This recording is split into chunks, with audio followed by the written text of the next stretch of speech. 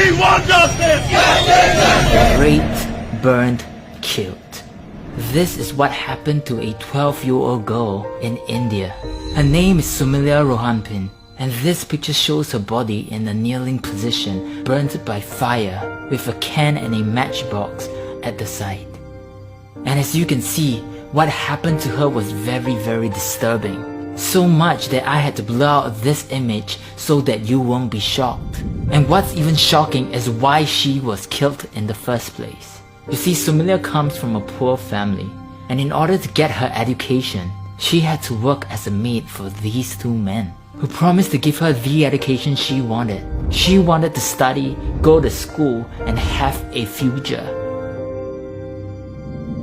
But sadly, this wasn't the case. Because these two men not only not gave her the education she deserves, but instead she had to work day and night for 4 years. And she wasn't even allowed to go back home then. And finally when she fought for her voice and wanted to go home, the two men killed her by burning her to death. And I know that all of these are not easy to hear. What happened to Sumilia is very, very sad to hear. যুৱ ছাত্ৰ পৰিষদৰ কাৰ্যালয় যোৱা 21 বৰ্ষ 22 এপ্ৰিলত কাৰ্বি আংলঙৰ তথা পশ্চিম কাৰ্বি আংলঙৰ বসবাস কৰা এগৰাকী নাবালিকা ফকচং জিলাৰ পৰা নগাঁও তথা ৰহালৈ এঘৰ ব্যক্তি ঘৰত মানে তেখেতক নিছিলে। তেখেত আমি সেই সময়ত গম পোৱাৰ মতে প্ৰকাশ বৰঠাকুৰ ঘৰত বন কৰা হিচাপে তেখেতক ৰখা হৈছিলে। এই নাবালিক গৰাকীৰ নামে হৈছিলে সুমিলা ৰহাম্পি। অতি পৰিতাপৰ দুখৰ বিষয় যে সুমিলা ৰহাম্পি আমাৰ মাজত নাই।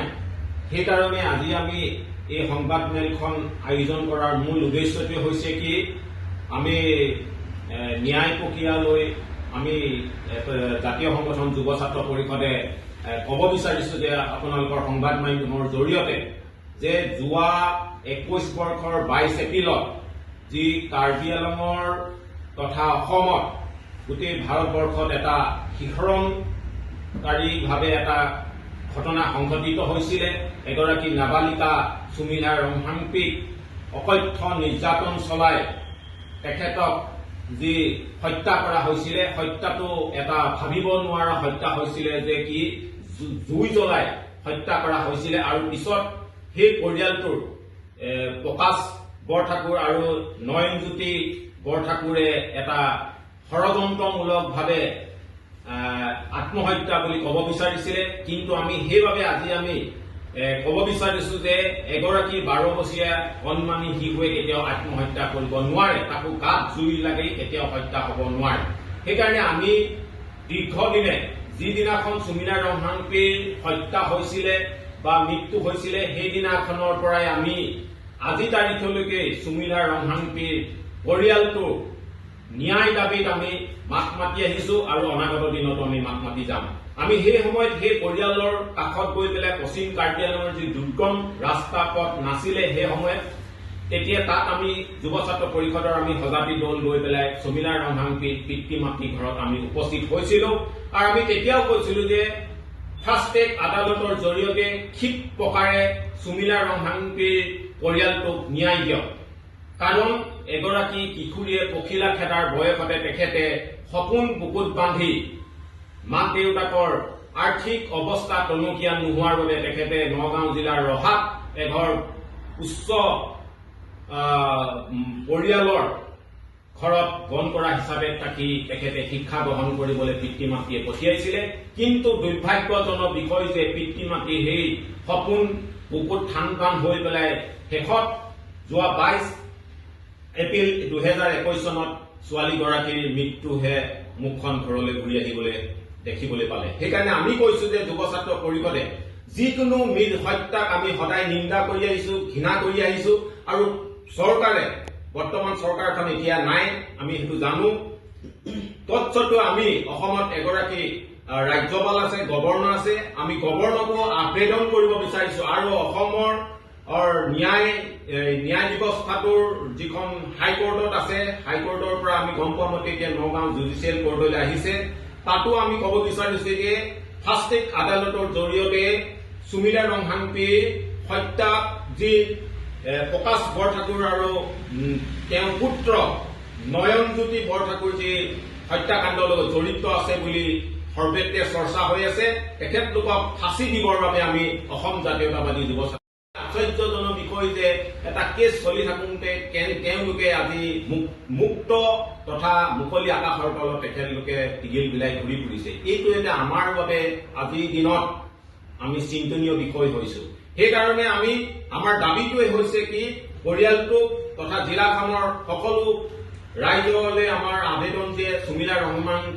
ৰংহাংপিৰ হৈ পেলাই সকলোৱে মাত মাতি ওলাই আহিব লাগিব তেতিয়াহে আমি এই দুৰ্ভগীয়া পৰিয়ালটোক আমি সঠিক পথত ন্যায় দিব পাৰিব বুলি আমি আশা কৰিম কিন্তু আমি কোনো কাৰণতে কোৱা নাই যে হত্যাক আমি এক প্ৰকাৰান্তে আমি সদায় ঘৃণা কৰি আহিছো যিকোনো হত্যা হওক